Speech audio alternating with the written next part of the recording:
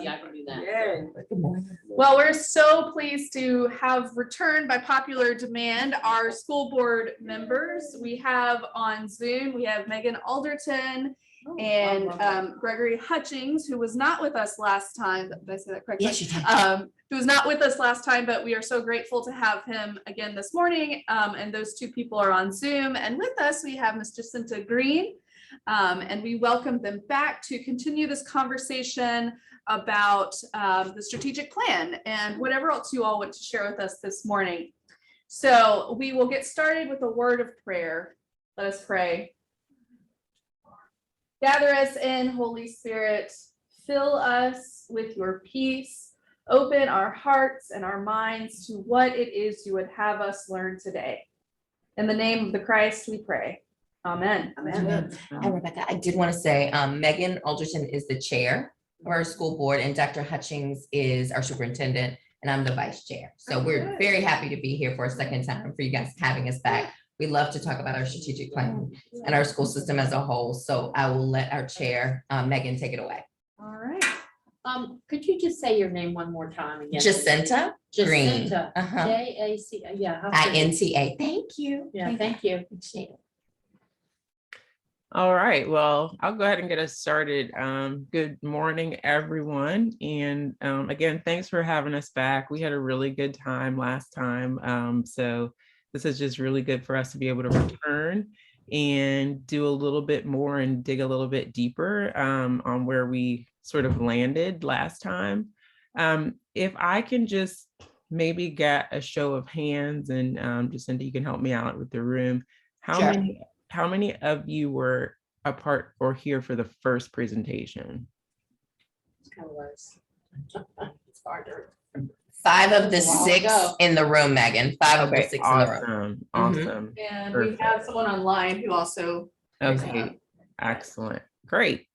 So what I kind of wanted to do to start, I'm going to try to get everybody be a little tech savvy here. We'll see if it works. You know, we talked a lot about being results driven. And so I'd like to sort of formatively assess where everybody who participated last time is in terms of sort of what they got as the most important chunks of information from the first presentation. So you see up here, for those who are in the room and even those who are on Zoom, it's probably even easier. I have a QR code. If anybody knows how to put their camera up, if you have a phone with you, you can put your camera up to the QR code and it will lead you to a quick little survey that you can do. If you are not savvy with QR codes, for those of you who are on Zoom, I can put the link in the chat for you. So is there anyone who prefers that I put the link in the chat? I do. Okay, I will do that. Thank you. And those in the room, can you access the QR code? Does that work? Yeah, they're doing it. Awesome. And what I'm just asking for you to do is put 3 words into the program. You'll see where you're able to enter them to summarize your most important takeaways from the first session. And then I'm going to go to the chat here. It didn't take you there. They're saying it's not taking them there, Meagan. Is it not? I'm not trying to activate. No, I'm not either.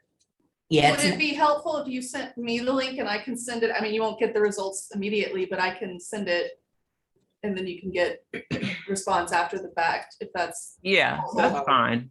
Okay. 5 minutes. Oh, because we can't fix things. Yeah. That's all right. Well, then briefly, in order to save time, why don't we just go ahead and have people share, if you will. If you had to choose 3 words, and just take a minute to think about it. If you had to choose 3 words to summarize what sort of key pieces you took away from the last session? So take a minute, and then I'll just, if we can do hands, we can call on people. Oh, cool.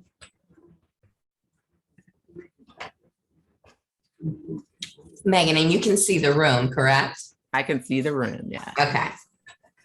Good morning.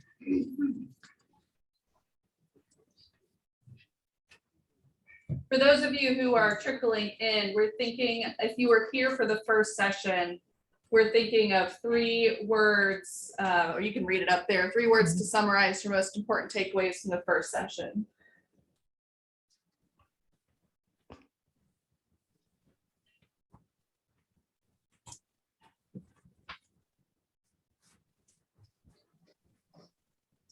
Megan, is there any way you could go to full screen? I'm just going with. Sure. Thanks. Perfect, thank you. All right, do we have any folks who want to share 3 words? I can't put it in a single word because I remember things more in phrases. Is it, or phrases okay, Megan? Phrase is totally fine. Well, I remember that, you said there were a lot of people, a lot of students who the language they speak at home is different from English. And it's definitely, they did better if they spoke English.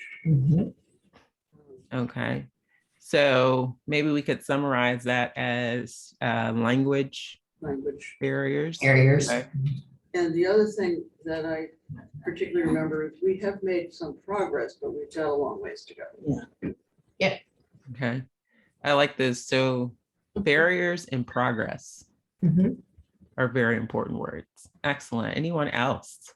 I had to leave early the first time, but I thought it was wonderful that there was a focus by the school system on the issue. And so, that this was something that the school, the people that, the board and the other folks had focused on to try to make a difference. Yep. Focus on equity, Megan. So equity, you could even probably put in the data, the focus on the data. So we've got focus, we've got barriers, we've got progress. 2 pandemics. Oh, the dual pandemic. Yes. Yeah. Yeah. Yes, sir. Access to technology. Access to technology. Very good. Access. I'm just going to summarize that as access. Excellent. With the dual pandemic story. Yes, Megan, we have someone that was not here last week and they would like an explanation on the dual pandemic. Absolutely. Dr. Hutchins, would you like to describe the dual pandemic? Sure. So first off, thank you all for allowing us to speak on our strategic plan, especially since we're now almost 2 years into the plan, going into year 3 soon.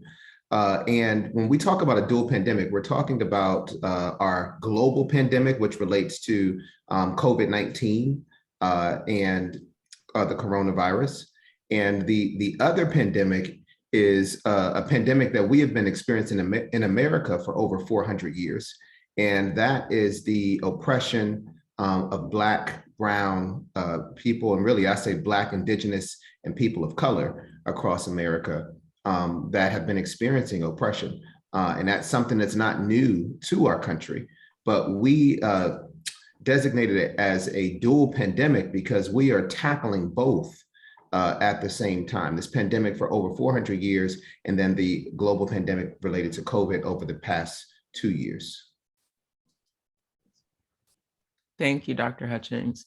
So I really enjoyed listening to those responses because I think everything that was said shows me that in the first presentation, you really got some of the most important aspects related to our strategic plan. We talked a lot about barriers, and our job in our strategic plan is to remove barriers. The concept of focus, right? We always talk about how we have to stay focused on our goals in order to actually move the needle for our students. So the dual pandemic, as Dr. Hutchings just described, is a key component of the work that we're doing this morning, and in staying focused on the reality of that in order to move the needle. So I thought before we move forward, one question that came up last time that I thought was really important, I wanted to just reiterate this time. Someone asked, what are the barriers? And we briefly talked about that, but I wanted to make it sort of even just a little bit clearer. Within psychology, and particularly education psychology, one of the things we talk about is Maslow's hierarchy of needs.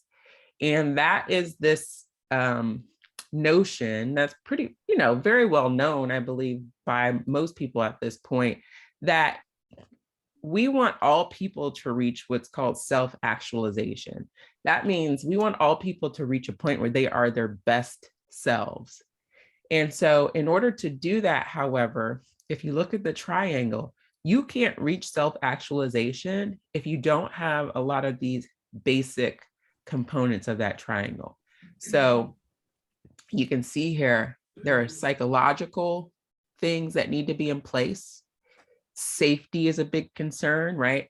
You have to be able to feel safe. That means you have to have food, you have to have shelter, you have to have, comfort, a place to live, love and belonging, and then obviously esteem, right?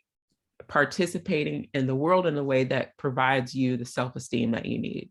And so this becomes important when we're talking about systemic racism, because just by nature, just by the function of systemic racism, racism impacts how people feel about themselves. Racism has impacted people's psychological functioning.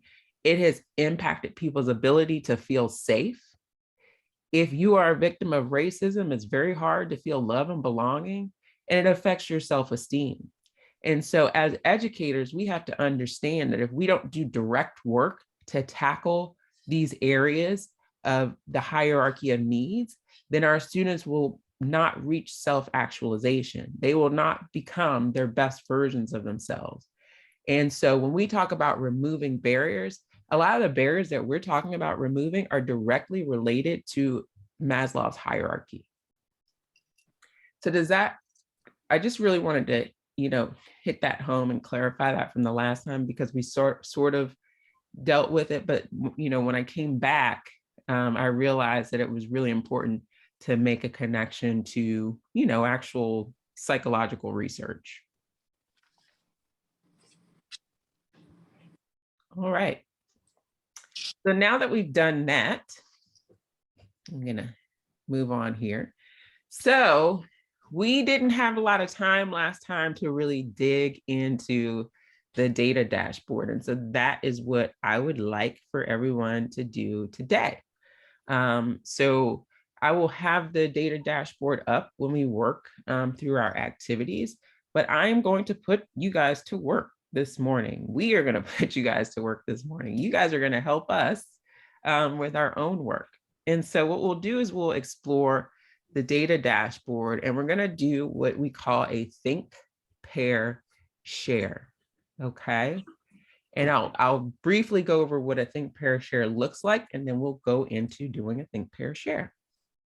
So when we do a think, pair, share, the first 5 minutes is all about each individual thinking for themselves. All right. I'm going to put up the data dashboard, and while you're just sitting there looking at it and exploring it, I want you to just quickly jot down for yourself what stands out to you and jot down any burning questions that you have.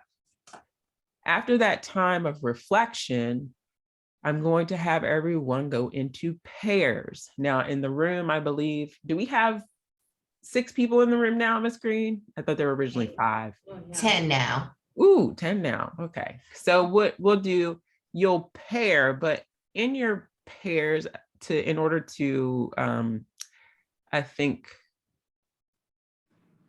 save time, because if you got 10, and I want you to have 5 different groups that might be a bit much. We'll see. But we'll put you into pairs or small groups, and then you're going to discuss everything that you thought about. What stands out to you? What were your burning questions? What are some potential answers to these questions? So when you're pairing, I want you to start thinking of answers to some of the burning questions that you came up with as individuals, and then be able to talk about what are some ideas for moving the needle in areas that you had identified as concerns. And then finally, sharing is all about sharing out. Whatever you did in your small group, that will be the time to share your thoughts for the whole. Okay, so don't worry, I said a lot right now, but we're gonna go step by step. And we're gonna start with the think, okay? I am going to post the data dashboard. And while I post that, I want you to take a few minutes to quietly review the data, and you're going to jot down again, what stands out to you? What are your burning questions? Okay.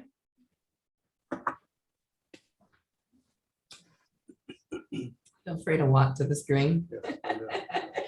I can't see. Yeah, feel free to move about the room. No problem. Even with the glasses. I see. Right. Okay.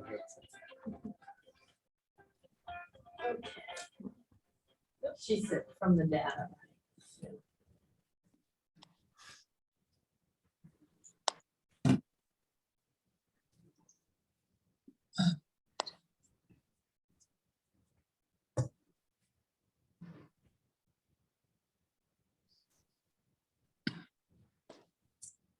Under behavioral outcomes, when it says tag, that's talented and gifted.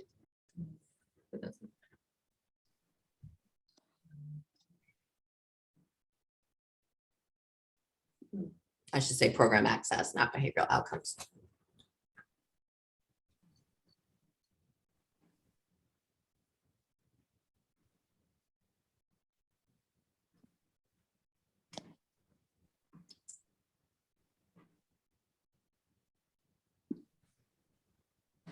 Find what SWD is. SWD. Yes, SWD is students with disabilities. Disabilities, yeah. Thank you. Yeah, definitely feel free to ask those questions. We have a lot of acronyms in education. Mhm. A lot of numbers. And sometimes we forget not everybody's in the same space we are. So please do ask.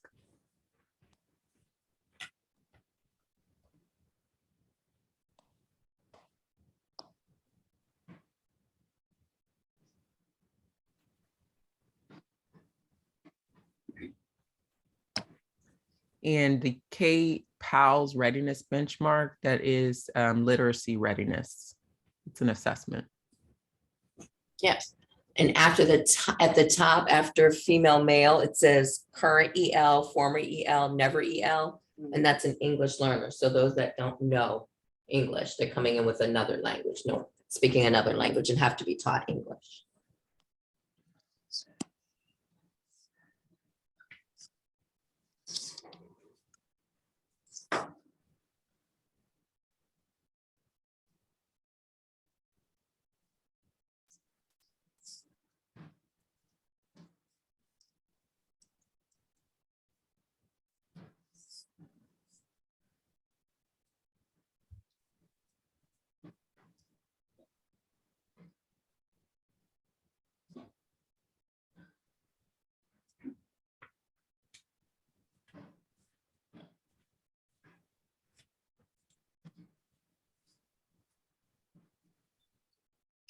All right, we'll take about 1 more minute.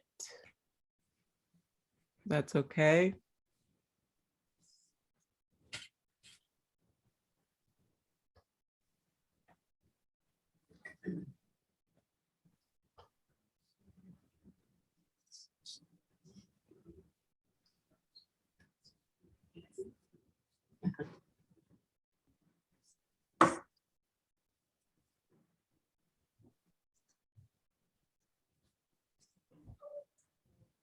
I don't think that's a percentage. I think that's a total number.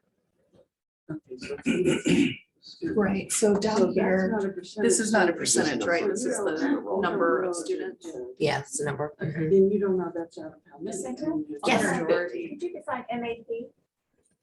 Where's On MAP at? the left-hand, Yeah, S. that is MAP. The map test, yeah. So those are the MAP assessments. Assessments. Mhm. Basically is an assessment of where our students are related to the skills required at a grade level for the current year. Measuring academic progress. Measuring academic progress, okay. What was this? Students with disabilities. Oh,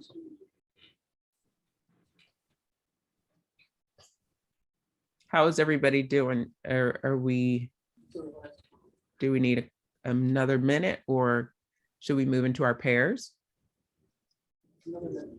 One more minute. Got it.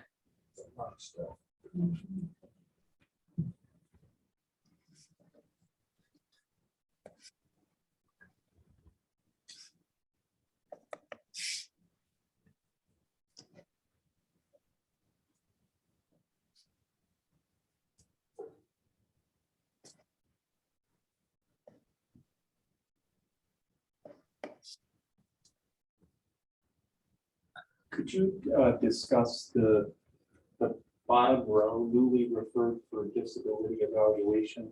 Is that, what's that meant to describe? Megan, did you hear that? Yes, I did. Okay. So one of the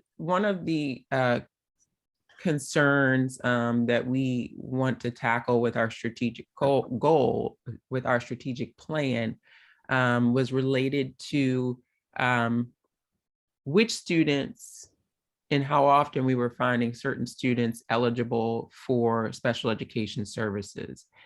And the reason that has to be a focus is because oftentimes we find, and we have found that particularly Black students were identified for special education services at a higher rate than their peers. And so we had to intentionally focus on that and start to have some discussions about why that was happening, because whenever you're looking at special education referral and identification, there are some things that you have to question whether they're statistically possible, right? Why would it, why would it be sort of normal for Black kids to be identified as, having emotional disabilities more often than their same aged peers of, other ethnic groups? So that allows us to focus on that and see if and when we're doing that, because if we're doing that, then we probably need to be looking at other things in terms of our practices and not necessarily assuming that these students have disabilities. I always say are we looking at a disadvantage or a disability? And we have to answer that question honestly. Does that make sense? Yeah.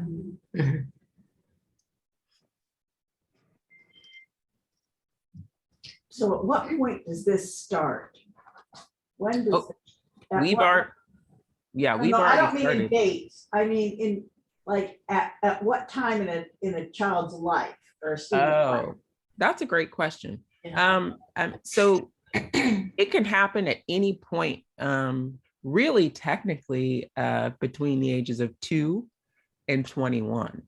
Okay, So students are identified as, they can be identified as having a disability and they qualify for special education services really technically between the ages of 3 and 21. So, you can have a student who, if, they qualify at 17, they technically could receive services and stay in school until they're 21 years of age.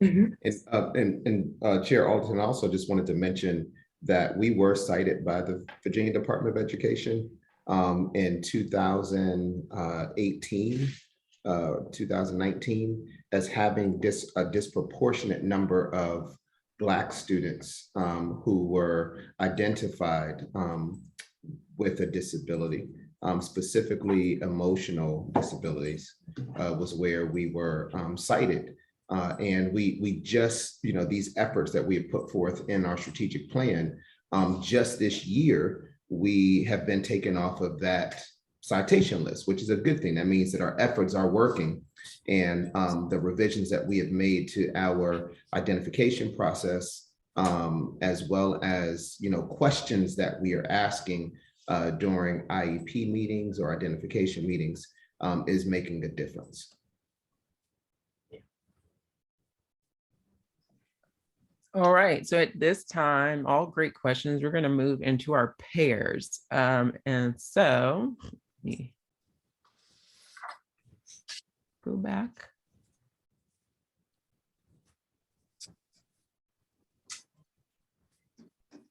We've done the things, so now we're going to go into our pairs. So if you're on Zoom, what I'm going to do is I'm going to put you into breakout rooms so that you can work with another person.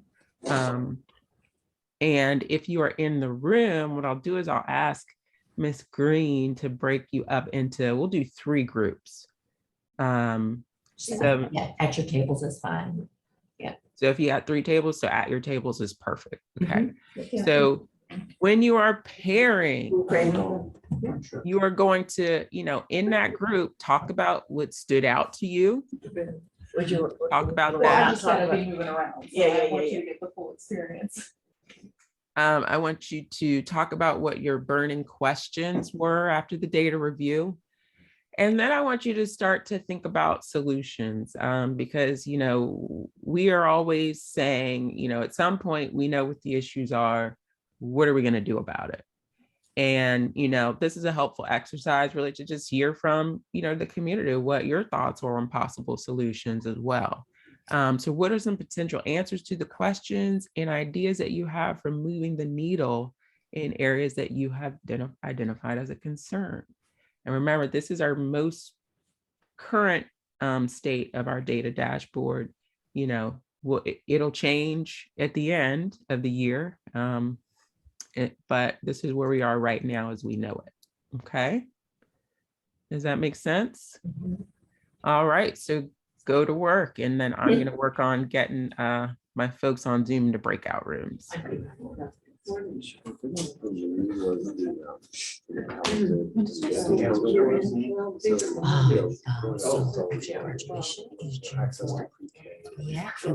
we started early this year, so we started before Labor Day. So we're getting out a week early, so it's actually school ends on June 12th. Yeah. My kids just got out of school, like Friday was their last day. Oh. That's So insanely early. yes, that is. Yeah, yeah. And they started like August 11th. Yeah, like their a first few weeks day. earlier, actually.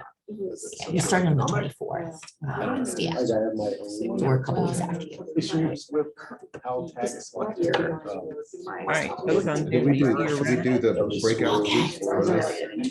Gotcha. I see them.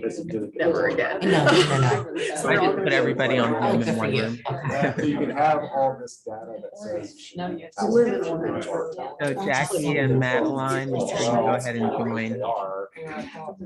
That was why, at least they were told, is why he did it. So it was interesting seeing that the, because he did do all those things. But all of them are supposed to do. Teachers And will- we know we're not Yeah. crazy, so there's polls you ask, it's like, okay, fine, whatever, just people in the class, in person. all the That is time. cool. But these teachers are.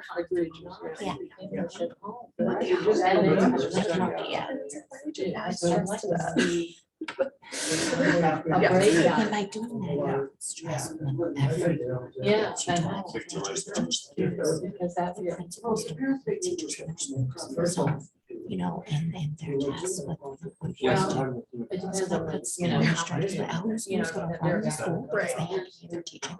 And then you have, superintendent, who has so many other things that people have to do. Yeah. That's- There's always a, that's everything. and it could not be about race. There's always It a- just so puts more stress. boys were starting. And then you take a break, go Like over to the school board, noticed which that then, with, like, my daughter's that one person is becoming a She's on cancer. first grade. Well, yeah, it's like the risk to reward is not existent. This girl will sit quietly and listen, whether she's actually being teaching or not. It doesn't matter. My son, he's not being teaching. Greg, Dr. Hutchings, can I put you in that room just to give them the link to the dashboard, just in case? Yeah, and people would So say, many things to do first. So many things. Allow the school systems to be able to work together. Yeah. Yeah. Yeah. I don't have kids. Reaction to past administrations. Yeah. Just the data there. That causes. Yeah. Demonstrates. Can we just like, Yeah. do what's right for your kids? Exactly. And that should be. Okay, I assigned you. You can go in. Well, my spouse is a teacher. And Right. it's like, we take really nice vacations because we deserve it. You do. Every single year. Yeah. And as much as possible. Right, Yeah. right. God bless you. Thank you. It's not like that. I think it would be interesting to see. It's not an easy time. It's really good data. I'm just waiting for my student loans. to Yep. Education. I've been waiting a Is it long coming? time. You're right. I have to keep waiting. Right. Well, I recently applied for the public service forgiveness, which Good for you. yeah, hopefully it'll, Well, would it be the whole amount? in theory, yeah, Okay. but I've got, so you have to serve 10 years, I'm only at 5 years, Oh. so, hopefully, in 5 more years. Oh, it'll heck yeah. be- How does that? Great. Good for you. This is really good information, but I think it could be much Yeah. deeper. So that would add on to it. So I wonder. Everything. It would be. Grants and If I somebody- don't if somebody- pay for this Maybe this school district. doctorate. Okay. I mean, somebody does, but I don't. Right. Good for you. Well, Are yeah. roughly. Take what you can get. Exactly. But in another part of town, That's another thing. that's Build it something steady. that's low, us. and that's just used in the numbers of population. Well, I don't know. Like I would. Well, right, and it's like privilege isn't inherently bad, it's what you At choose least to your elementary school. privilege. everyone's from that. Indeed. So roughly the same. Granted, there's. So I'm grateful Essentially, for the school system such as Alexandria that Less has so. an insane amount of privilege is doing. Exactly. Yeah. That's amazing. Yeah. Really Yeah, we is. don't see language and end up being scholars. Really And good for the most scholars. part, everyone is very, for the most part, there's a small fraction. There's always gonna be. Always. Oh, yeah. Really, it's like the biggest thing we should see. All these things, because they were saying special stuff. How, and they were saying, oh, we just have to be able to not know who it is, because what that's Society. it's about race, it's about prejudice. So where's your vacation this year? Are you doing it already? We're going to Alaska. Oh, are you doing the cruise? Yeah, it's our 10-year anniversary, so we're doing extra nice. And the kids aren't coming. Oh, even better. Better, right? That's gonna be amazing. Good for you. So many. I'm excited. Yeah. Yeah, I want to do that. Are attached to. Still a little bit worried. They don't want. Pushes right now, but I know they're doing the best they can with COVID mitigation. It's like, I go with grocery store. Same thing. Everyone did our show during the pandemic. Absolutely. At point, Yeah, risk versus reward, right? Mhm. I'm going to Scotland in 2 weeks, and so I really need to get a booster before I go, right? My Oh, school. Yeah, I'm going to University of Edinburgh. Oh, Yeah, that's awesome. again, just, using those,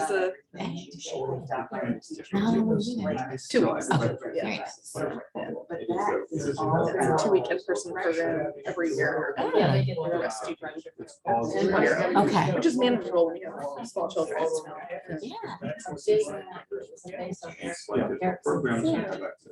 Life cycle of man, and, I used to go to.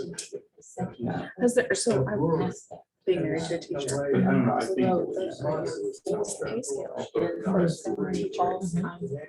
Just to see where, because maybe there is a school. Enough to afford to live in this area. It's not, So if But there's- it's not, like, if it's true, we have about then they're the same percentage breaks throughout the school. Primary to Else go. exactly. people who make a lot of money. That's- So most of our teachers have So to what go did, down. Yeah, a lot Where do come they- from Prince William. A I've lot never from been. Maryland come over the bridge, yeah. I think the And private so, schools- quite a few in Fairfax County as well. So, Two-year university. Yeah, I live about an hour away. so expensive. All right, I'm just taking a moment to do a check-in and a time check. How does everybody feel about 5 more minutes? Is that enough time? 5 more minutes, y'all? Is that- Yes, Megan. Okay.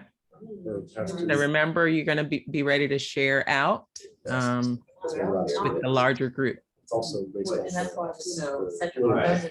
So we've had games. The military has been there too. And you can see the difference. He's had games till now. Like, he's Encouraging it all. getting up and doing exam for 6 hours. Right. You know, so it's like, I have no idea how well he did, but I know he did well in baseball because it was, you know, he was out working on this. Right. And exams in the morning.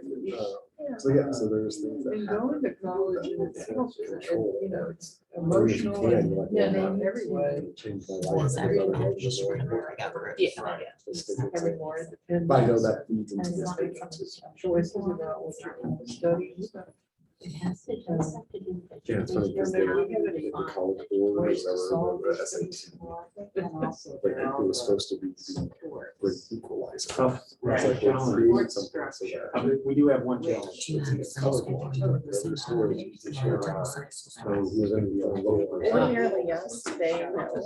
It's good. So Sunday school hours. Yeah, I could do. Probably Last week was the higher. last. So what are we? Yeah. So it's almost Yeah, a last test Sunday of was Sunday the for culture in. regularly Yeah, scheduled program. like- Gotcha, okay. So that Yeah, that's our really. school year is, I think that. week after That's Labor Day really to the week before Memorial Day. Oh, okay. Churches and Very good. different organizations have got to Yeah, But those have numbers a for similar kind of. so these are things that we can mention. Yes, you know. but it can also And then so we have. It's always, yeah. It's It's always. always. It's all the problems. Choices and yes. It's looking at what they're trying to Should do. be teaching those, these may be things. You know what, I think that is probably a more confusing proposition. I could be to wrong. talk about teaching them what We have a bigger what to do with their time and to how to handle what they are Yeah, I doing was with surprised their that. time. And No, finding you're talking ways about- that What if that is the way? I Just think have here that to try to. we're always going to have more Catch people up, success so if folks we who are just silent in set class. some It's just facts because and they enough. can't For understand. instance, the more Because things that we Well, have the for interests choices are very valuable. Right. outside television and all the rest of it. You know, Better. being assessed On for the other side, special ed. for all those that are stuck in These are- those, I'd we've love to got to see have, this, use that as an those area. bottom two rows to expressed as a increase percentage of the population. Um, Things that we're Yeah, trying to do. It must be the case. I mean, there's certainly, like, you know. And it isn't sort of predicated jump on off how the much you screen. learn So or how those much you think after you you know, do or it, what they tell you. Percentage. as a percent of their There's population. a real sense of identity The very bottom that layer. may really help these people. Okay, it looks like we're at about 30 seconds. So wrap up your conversations and be ready to share out. So what's That's it. It is a study Bible. Imagine when they go out and they're not. I picked it up Oh, last summer. You know, like it's a Speaking little of- Blake or Ashton. What I Two kids. just kind of do a deep dive into it, but My visitor, Miss Greene. Yes. Compare the two. So it gives you some. And I can 4 years still learning, use yeah, that- it.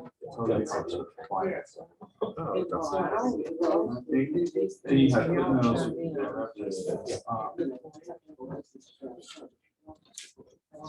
I was talking to Larry about this last week.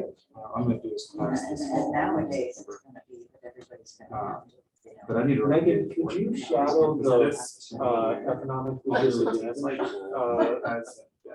in the next bottom row? Who's that?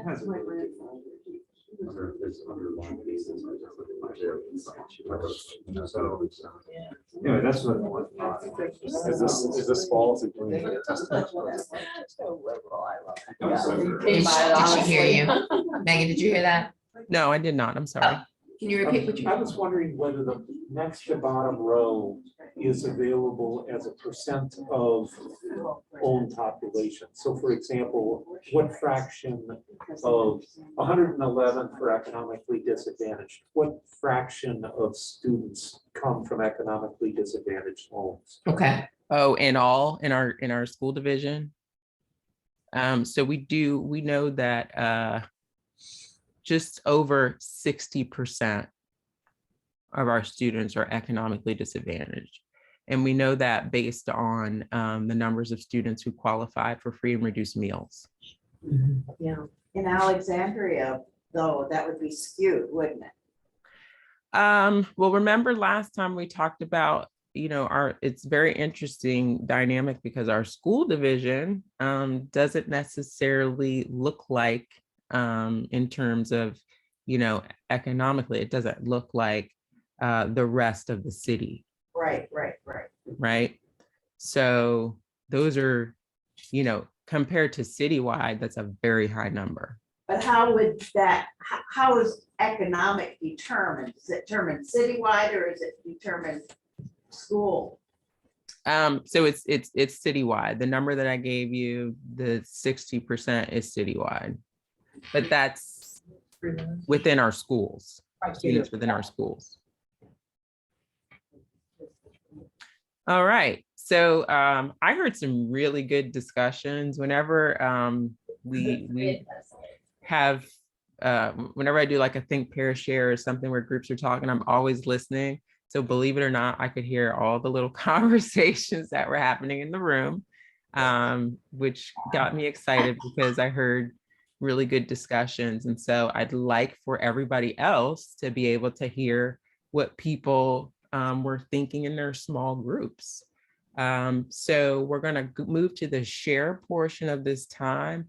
And remember, when you share, what I'd like for you to share is not only what some of your pressing questions or concerns are, but this is a point where we start to throw out possible solutions, or even also share, what more, would be helpful to know as well. So who would like to be the first group? Should we do why don't we make our Zoom breakout? Why don't we make you all the first group? Did you choose who your sharing person was, or? how many are on Zoom? You guys, you were the only breakout room on Zoom. So there was one breakout room. One breakout, okay. Yeah. So. Oh, gotcha. Madeline, you want to share for us? I see Jackie talking. did a great as well, but job. I think she's on mute. I think you're on mute, Madeline. You're on mute. Well, Jackie wasn't here for the first session, and so a lot of what we talked about had to do with recouping from that. I told her that in your little recoup at the beginning that you had not gotten to, we've studied a lot of things about history of racism and systemic racism, and I just took one of the pilgrimages to Alabama, but I thought I was beyond being shocked. I just have heard so much stuff, but I was totally shocked by the fact that Parker Gray students were not allowed to receive a diploma, that they were finished at 11th grade so that nobody had to give them a diploma. And Dr. Hutchings went back and even told us that up until about the 30s, that there was no high school for students of color. And to get any high school, anything beyond 7th or 8th grade, they had to go into DC, and many of them walked. I just found that really shocking. So we talked about things like that more than the exact problems here. So I didn't talk about this, but the thing on the chart that stood out to me the most was on your academic markers of achievement, your standardized tests up there in the first few lines. The Hispanic students seem to really have the hardest time, even harder than African-American students, right? Much harder. And I think that is probably, to the most part, related to language, which we've already talked about. But I'm just not sure what the answers are. We can work on language in schools, but we did mention in that group that if some of it is coming through the family dynamic, we don't have much control over families. Skills. So, yeah, I mean, that is very glaring on the dashboard when it comes to sort of that academic performance.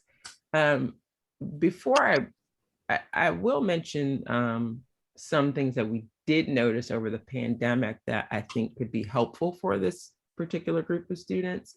But before, are there any reactions in the room regarding Ladies, how about Madeline's comments? let you go next? Oh. Yeah. Oh, Judy's in charge. No, that's good. Oh. Yeah, I just wondering, were there any reactions in the room Right. regarding Madeline's comment? Oh, reactions to Madeline's comment. I'm sorry. Oh, yeah. Yeah. We totally agreed. We Yeah. noted the same thing about Yeah. Hispanics having the hardest time, and we figured it was language. Okay. Okay. Language. So, oh, go ahead. I'm sorry.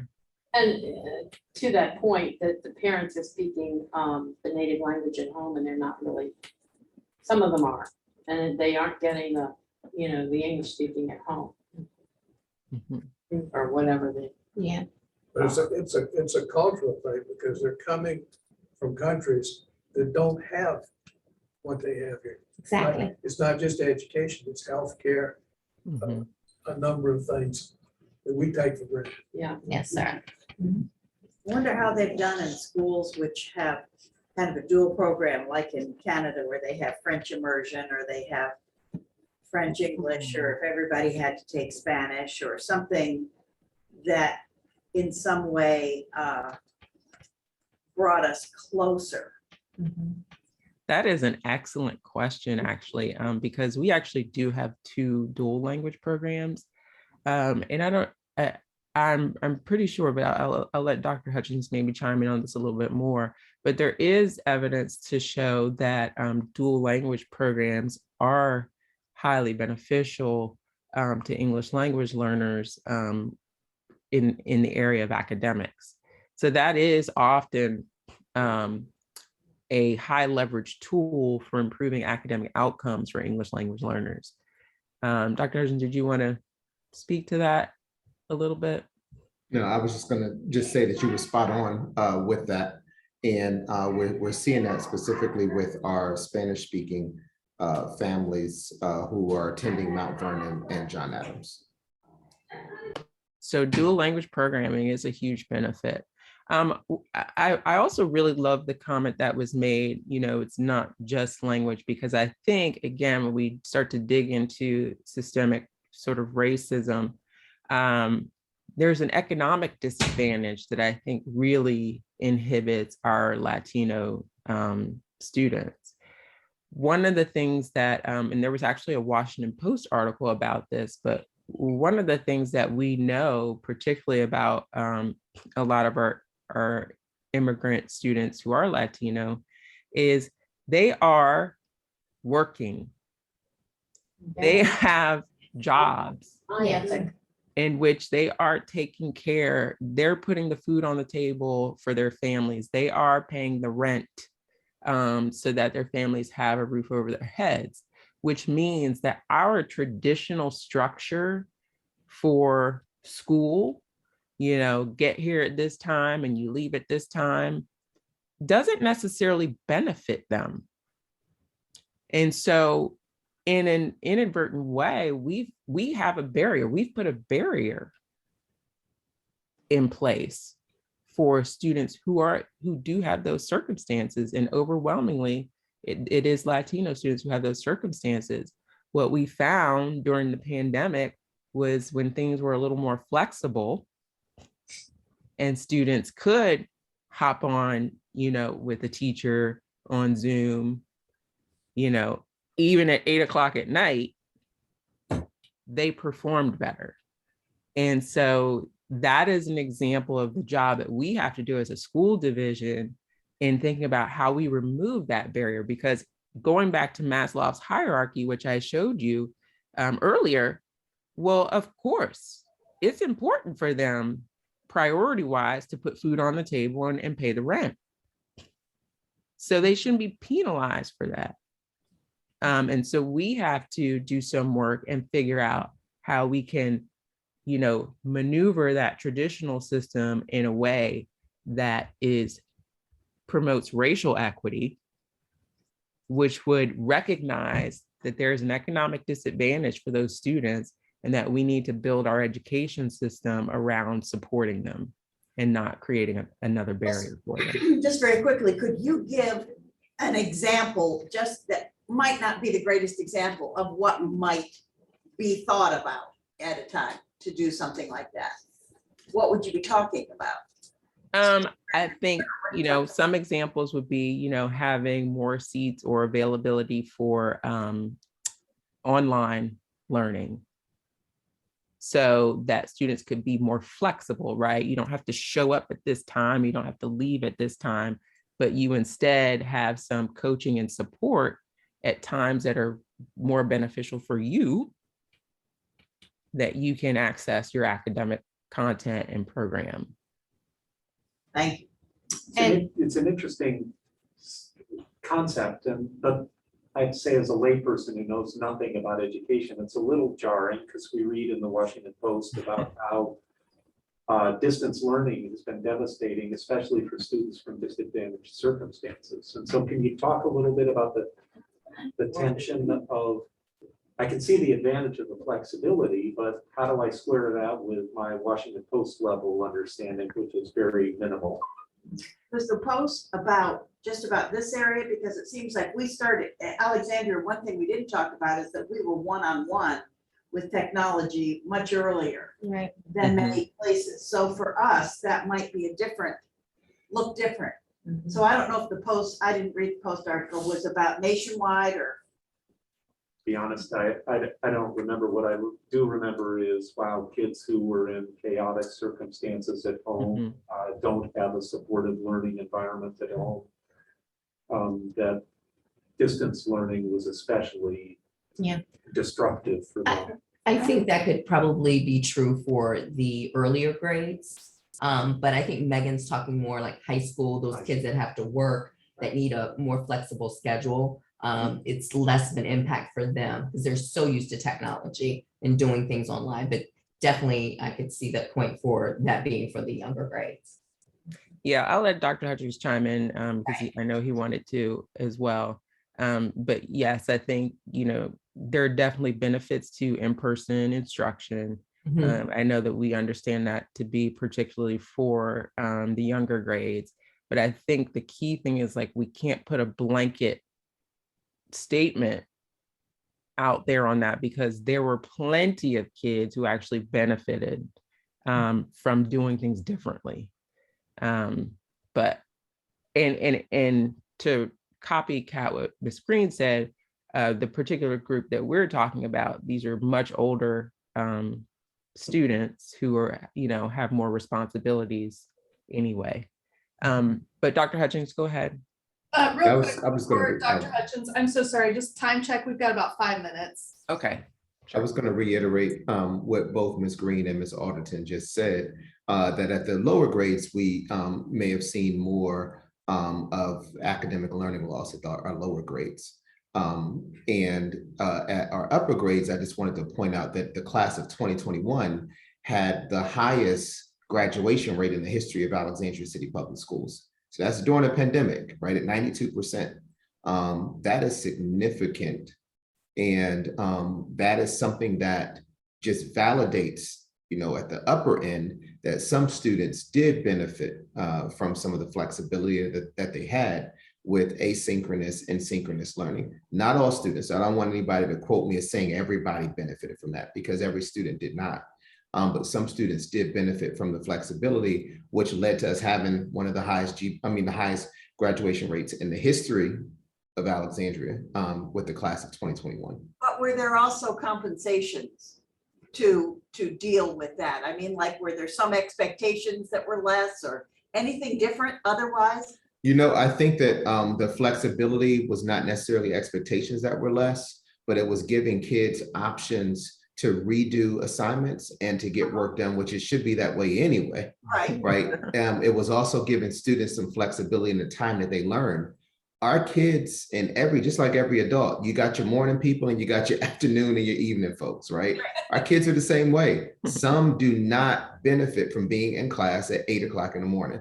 Right. And when we had our asynchronous learning, they were able to go and look at those courses and to do that work at a time that was convenient for them, which I think was the most significant piece for our high school students. Elementary is a little different because they need routines, they need structure, right? They're at a very different developmental level than our upper level students.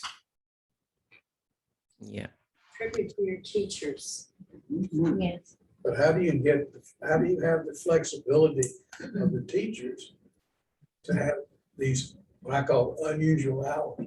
As a former employer, it's very difficult. Your employees have different needs themselves. Well, you'll be surprised what this pandemic has done to everybody. So everybody's preference is different now. This is why it's important for not just in education, but I think for employers across the world to reimagine what jobs and responsibilities are, because now people have very different expectations. Some teachers, they don't want to now come to school in the morning. Mm-hmm. So some teachers don't want to come into a classroom anymore. They would prefer to teach online, right? So some people have had that experience and they never had the experience before and they actually like it. So they're asking, can they have more options like that? Now, we're not going to become a full virtual school. That's not going to be possible for us. But we will continue to offer virtual learning options for our families moving forward. This wasn't just something that we offered during the pandemic. Seems like you could work live in one time zone and work in another. Mm-hmm. They do that now. My kids do that now. Yeah. Megan, do we want to try and get one more group in? Yeah, let's get one more group in for the sake of time. I was struck by the disparity on the pre-K experience versus the talented and gifted referral. So growing up in the 80s and 90s was always Head Start, and it was getting kids the pre-K would help them get those referrals, which happened in first and second grade. But it clearly wasn't there because we caught up enough, at least for African Americans and other, to 80%, which is equal to whites, but yet the entering the tag referral for talented gifted was still much lower. I have my fifth graders upstairs in Sunday school who wasn't referred for tag yet. We went to him, he had pre-K on the scores, he was eligible, but he did not get the teacher referral. So there was still whether it was unconscious or conscious bias, still prevented him from getting into the program. That's right. So I don't know if, that's not in the charts. I don't know if there's a way of tackling that part of it. So even when you have the data, you still can be held back and not put into the program. Mm-hmm. No, that's, you said it's not in the chart, but it is in the chart. I mean, you took pieces of information from the chart to make that connection. Yes. And, that's a powerful point. And I know one of the things that Dr. Hutchings always speaks to is that what else is interesting is, that PALS, that K readiness benchmark, somehow over time, it's like the students, they come in ready, like they're coming on the same sort of playing field. And then over time, the gap widens. So it goes back to what you said, like, what are the biases that are happening that are preventing us from, keeping that playing field level?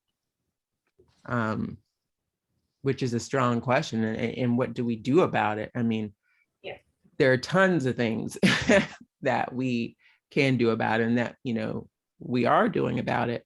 But a lot of it is, I guess I would conclude with this dashboard forces us to continue to pay attention to it. It forces us, like, there's no more excuses, because, you can chop this thing up by grade level, and, if you get a chance, go on the site and just play around with it. But the proof is in the pudding. And so we have to keep calling it out. And then we have to keep having conversations about, so now what are we going to do about it? And as I said at the last meeting, we have regular conversations from the school level to the dais, where we hold ourselves accountable and we talk about this data and we talk about our solutions. Another thing that I think is really powerful that we're working on is, I always say Alexandria City Public Schools is not resource poor. We are resource rich. But I think one of the things we haven't done very well and that we're working on is which resources are actually working to tackle these issues and which ones aren't. And so we're now creating a system, another data system that has all of these resources there. And now we have to track based on our data conversations that are happening in schools. Well, we've been doing this thing here for 5 years, 10 years. Is it working for us or is it not? And if it's not, then we need to start to let certain things go and focus on using the things that we know work. Do you want to add to that, Dr. Hutchins? Yes. Greene? No, I'm good. Got another question, Megan. Yeah, I was just gonna say, I thought a number of years ago, the school system was trying to take the subjectivity out of the tag placements by just testing all third graders. And just, if you tested into tag, you didn't have to have parents who were, pushing you in, or, a teacher pushing you in. It was just, you qualified. Are we still testing all third graders for tag? Yeah, we're still doing grade level, and that's great, full grade level identification or testing. But in addition to that, we're just adding some additional layers to this. We haven't gotten our full recommendation from our talented and gifted committee as of yet. So we have a team of professionals, parents, as well as teachers who are part of a committee, and experts who are part of this committee, to develop some key recommendations in regards to identification, in regards to our tag services. And that's work that will be happening over the next year. And if I can add sort of my 2 cents to that question, because Dr. Hutchins and Ms. Greene knows I always like to add my 2 cents. But one of the issues is not just testing, but how we're testing. Like, what are we considering? What information are we using to determine that eligibility and identification? Because we all know that certain measures do have bias built in them. And so are we broadening the scope? Again, knowing that we already see here, we know the students that we serve, we know all the disadvantages that they experience, whether it's economic, race. And so how are we making that assessment? And are we making sure that we're bringing in enough measures that can be reliable information to make those decisions about who's talented and gifted, which we're even what we hope to change the the terminology we use for that as well. Yeah. It's like gifted learners. Right, right. Well, thank you all so much for